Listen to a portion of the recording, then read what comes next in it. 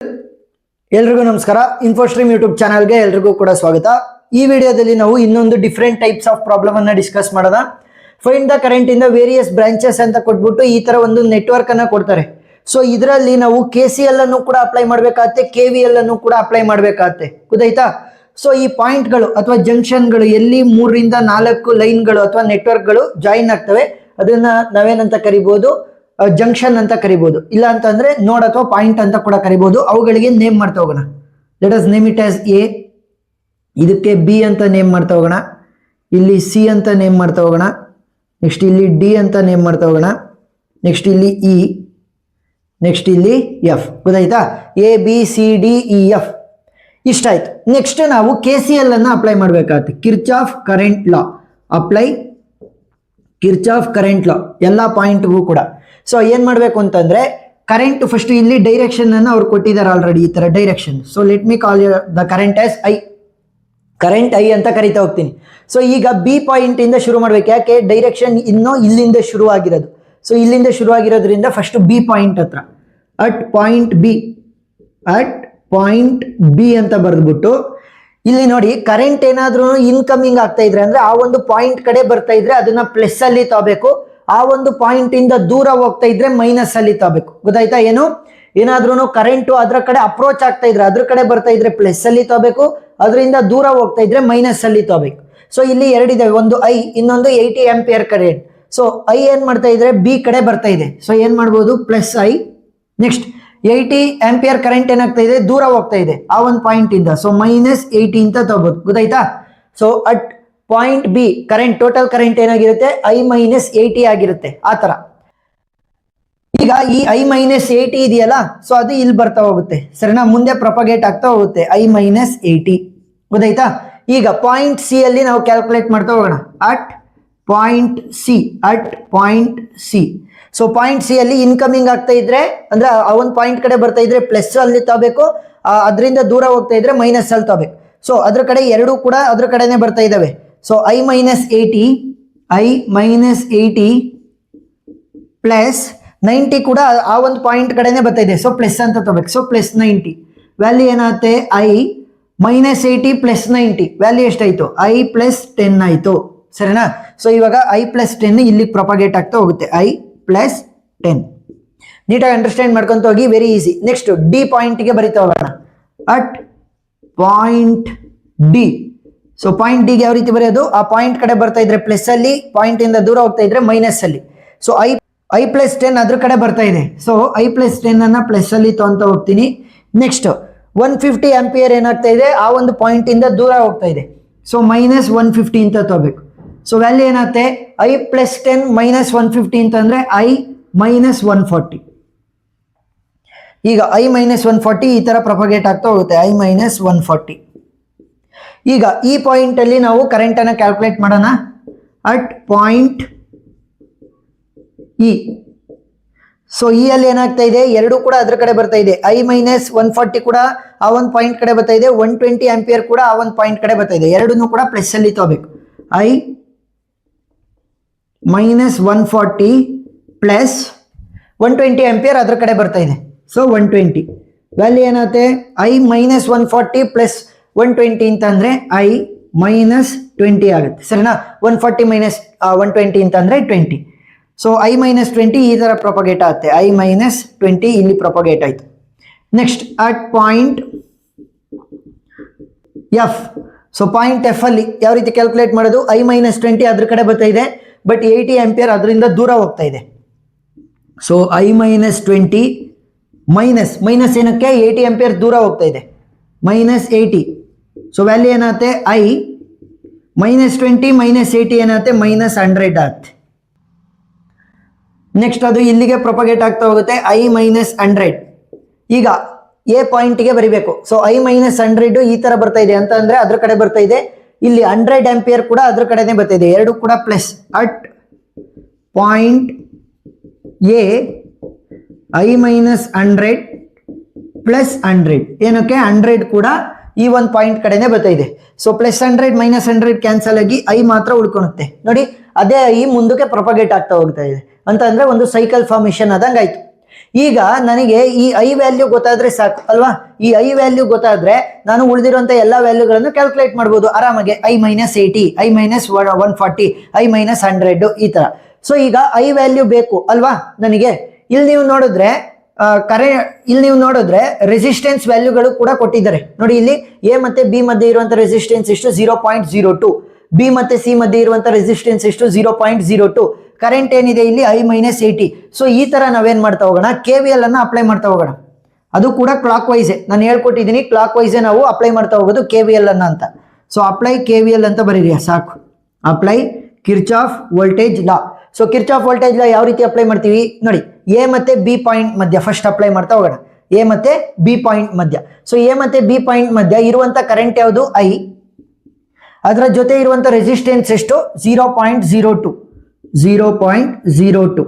Plus B ಮತ್ತೆ C ಮಧ್ಯ next current ಯಾವ್ದಿರೋದು I-80 ಇಂಟು ರೆಸಿಸ್ಟೆನ್ಸ್ ಎಷ್ಟಿರೋದು 0.02 ಪ್ಲಸ್ ನೆಕ್ಸ್ಟ್ ಬಿ ಮತ್ತೆ ಡಿ ಮಧ್ಯ ಕರೆಂಟ್ ಎಷ್ಟಿದೆ I+10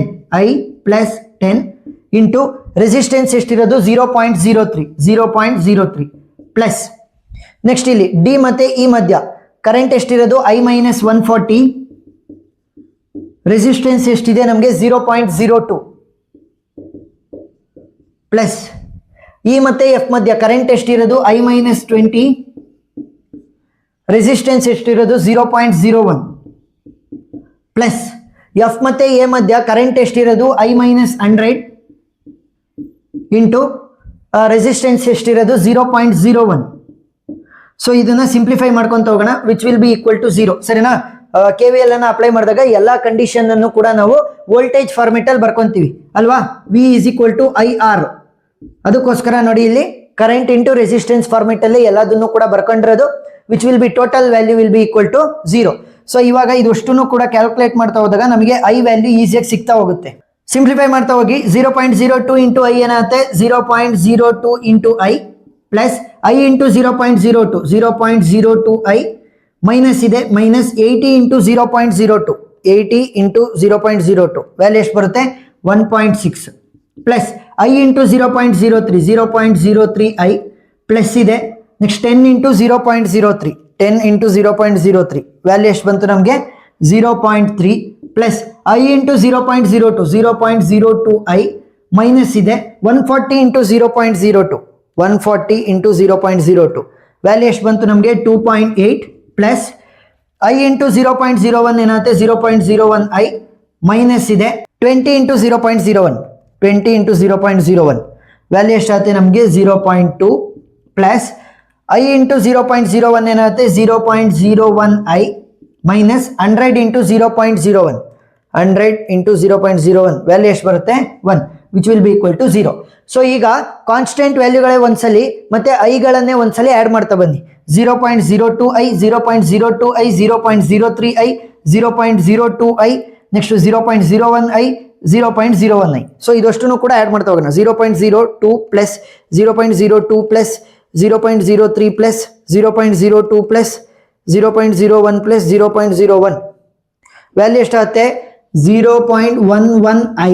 ನೆಕ್ಸ್ಟ್ ಇನ್ನು ಉಳಿದಿರುವಂಥ ಕಾನ್ಸ್ಟೆಂಟ್ ವ್ಯಾಲ್ಯೂಗಳನ್ನು ಆ್ಯಡ್ ಮಾಡ್ತಾ ಹೋಗೋಣ. -1.6 ಪ್ಲಸ್ 0.3 -2.8 -0.2 -1. ಸೊ ಈ ಥರನೇ ಆ್ಯಡ್ ಮಾಡಬೇಕು. ಮೈನಸ್ ಇದ್ರೆ ಮೈನಸ್, ಪ್ಲಸ್ ಇದ್ರೆ ಪ್ಲಸ್.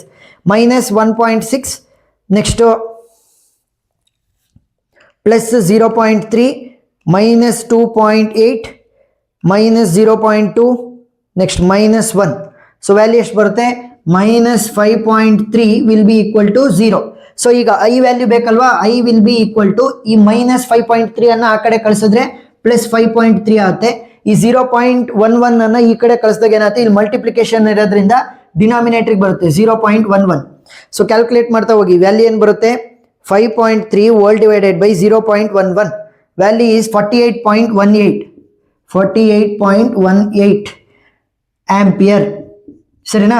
ಸೊ ಇವಾಗ ನಮಗೆ ಐ ವ್ಯಾಲ್ಯೂ ಸಿಕ್ಕಿದೆ, ಏನದು 48.18 ಆಂಪಿಯರ್. ಇಲ್ಲ ಅಂತಂದ್ರೆ ನೀವು 48 ಅಂದಮೇಲೆ 0.18 ಅಂತ ಇದೆ. So which is almost equal to 48. ಸರಿನಾ. 48 ಅಂತ ತಗೋಬಹುದು. 48 ಆಂಪಿಯರ್ ಈಸಿ ಆಗ್ತಾ ಹೋಗುತ್ತೆ ನಿಮಗೆ ಕ್ಯಾಲ್ಕುಲೇಟ್ ಮಾಡೋದಕ್ಕೆ. ಈಗ ಈ 48 ಆಂಪಿಯರ್ ಅನ್ನ ನಾವೇನ್ ಮಾಡ್ತೀವಿ, ಬ್ರಾಂಚ್ ಕರೆಂಟ್ ಗಳನ್ನ ಕಂಡುಹಿಡಿಯೋದಕ್ಕೆ ಯೂಸ್ ಮಾಡ್ತಾ ಹೋಗ್ತೀವಿ. So current at branch A B, ಸರಿನಾ, ಎ ಬಿ ಬ್ರಾಂಚ್ ಮಧ್ಯೆ ಇರುವಂತ ಕರೆಂಟ್ ಯಾವುದು? ಐ. ಸೊ ಐ ಅಂತ ಅಂದ್ರೆ ವ್ಯಾಲ್ಯೂ ಎಷ್ಟಿರೋದು ನಮಗೆ? ಇವಾಗ ತಾನೇ ಕ್ಯಾಲ್ಕುಲೇಟ್ ಮಾಡಿದೀವಿ 48 ಆಂಪಿಯರ್, ಸರಿನಾ. ನೆಕ್ಸ್ಟ್ ಐ ಬಿ ಸಿ ಅನ್ನ ಕ್ಯಾಲ್ಕುಲೇಟ್ ಮಾಡ್ಬೇಕು. ಐ ಬಿ ಸಿ ವ್ಯಾಲ್ಯೂ ಏನಿರೋದು? I minus 80. So I value is 48 minus 80 ಅಂತಂದ್ರೆ ಕ್ಯಾಲ್ಕುಲೇಟರ್ ಯೂಸ್ ಮಾಡಿ. 48 ಮೈನಸ್ 80 ವ್ಯಾಲ್ಯೂ ಎಷ್ಟು ಬರುತ್ತೆ? -32. ಸೊ -32 ಆಂಪಿಯರ್ ಅಂತಂದ್ರೆ ತಲೆ ಕೆಡಿಸ್ಕೊಳೋದಕ್ಕೆ ಹೋಗ್ಬೇಡ್ರಿ, ಡೈರೆಕ್ಷನ್ ಚೇಂಜ್ ಇದೆ ಅಂತ ಅರ್ಥ. ಇಲ್ಲಿ ಕ್ಲಾಕ್ ವೈಸ್ ತಗೊಂಡಿದ್ವಲ್ಲ, ಅದು ಆಂಟಿ ಕ್ಲಾಕ್ ವೈಸ್ ಅಂತ ಅರ್ಥ. ಸೊ ನಿಮಗೆ ಮಾರ್ಕ್ಸ್ ಸಿಕ್ಕೇ ಸಿಗುತ್ತೆ, ಸರಿನಾ. ತಲೆ ಕೆಡಿಸ್ಕೊಳ್ಳೋಂಥ ಅವಶ್ಯಕತೆ ಇಲ್ಲ, ಫುಲ್ ಆನ್ ಫುಲ್ ಮಾರ್ಕ್ಸ್ ಸಿಗುತ್ತೆ.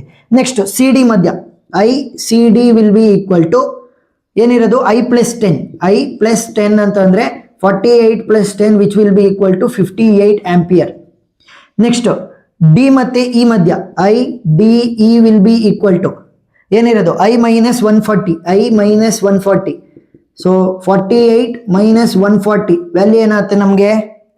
48 ಮೈನಸ್ 140 ವ್ಯಾಲ್ಯೂ ಈಸ್ -92 ಆಂಪಿಯರ್. ಗೊತ್ತಲ್ಲ, ಮೈನಸ್ ಬಂತು ಅಂತಂದ್ರೆ ಡೈರೆಕ್ಷನ್ ಚೇಂಜ್ ಐತೆ ಅಂತ ಅರ್ಥ ಅಷ್ಟೇ. ನೆಕ್ಸ್ಟ್ ಇ ಎಫ್ ಮಧ್ಯ, I E F will be equal to ಏನಿರೋದು? ಐ ಮೈನಸ್ 20 ಇದೆ. ಸೊ 48 ಮೈನಸ್ 20 ಅಂತಂದ್ರೆ value will be equal to 28 ampere. Next ಇಲ್ಲಿ I minus 100, last one I F A ಮಧ್ಯೆ ಇರುವಂಥದ್ದು. ಸೊ ಐ ಮೈನಸ್ 100 ಅಂತಂದ್ರೆ value is 48 minus 100 value will be equal to -52 ampere. ಗೊತ್ತಾಯ್ತಾ? ಎಲ್ಲ ಬ್ರಾಂಚ್ಗಳಲ್ಲಿ ಇರುವಂತಹ ಕರೆಂಟ್ ಅನ್ನ ಕಂಡುಹಿಡ್ಕೊಂಡ್ವಿ. ಫಸ್ಟ್ ಏನ್ ಮಾಡಿದ್ವಿ? ಮಾಮೂಲಿ ಕರೆಂಟ್ಗಳು ಏನೇನು ಬರ್ಬೋದು ಅಂತ KCL ಅನ್ನ ಅಪ್ಲೈ ಮಾಡಿ ನೋಡಿದ್ವಿ. ನೆಕ್ಸ್ಟ್ KVL ಅನ್ನ ಯೂಸ್ ಮಾಡಿಕೊಂಡು ನಾವು ಅದಷ್ಟರದ್ದು ಕೂಡ ಕರೆಂಟ್ ವ್ಯಾಲ್ಯೂನ ಕಂಡುಹಿಡ್ಕೊಂಡ್ವಿ. ಅಕಾರ್ಡಿಂಗ್ ಟು ಬ್ರಾಂಚ್ ಯಾವ ಕರೆಂಟ್ ಇದೆ ಅದ್ರ ಪ್ರಕಾರ ನಾವು ಬ್ರಾಂಚ್ ಕರೆಂಟ್ ಅನ್ನ ಬರ್ದಿದ್ವಿ. ಸೊ ಇಷ್ಟನ್ನ ಬರೆದ್ರೆ ನಿಮಗೆ ಫುಲ್ ಆನ್ ಫುಲ್ ಮಾರ್ಕ್ಸ್ ಸಿಗ್ತಾ ಹೋಗುತ್ತೆ. ಏನೇ ಡೌಟ್ ಇದ್ರೂ ಕೂಡ ಕಮೆಂಟ್ ಸೆಕ್ಷನ್ ಅಲ್ಲಿ ತಿಳಿಸಿ, ನಾನು ಕ್ಲಾರಿಫೈ ಮಾಡ್ತೀನಿ. ಎಕ್ಸ್ಟ್ರಾ ಪ್ರಾಬ್ಲಮ್ಗಳ ವಿಡಿಯೋ ಲಿಂಕ್ ನಾನು ಡಿಸ್ಕ್ರಿಪ್ಷನ್ ಅಲ್ಲಿ ಪ್ಲೇ ಲಿಸ್ಟ್ ಮುಖಾಂತರ ಕೊಟ್ಟಿದ್ದೀನಿ, ನೀವು ನೋಡ್ಬೋದು. ವಿಡಿಯೋ ಇಷ್ಟ ಆಗಿದ್ರೆ ಸಬ್ಸ್ಕ್ರೈಬ್ ಮಾಡಿಕೊಂಡು ಸಪೋರ್ಟ್ ಮಾಡೋದನ್ನ ಮರಿಬೇಡಿ. Thank you for watching.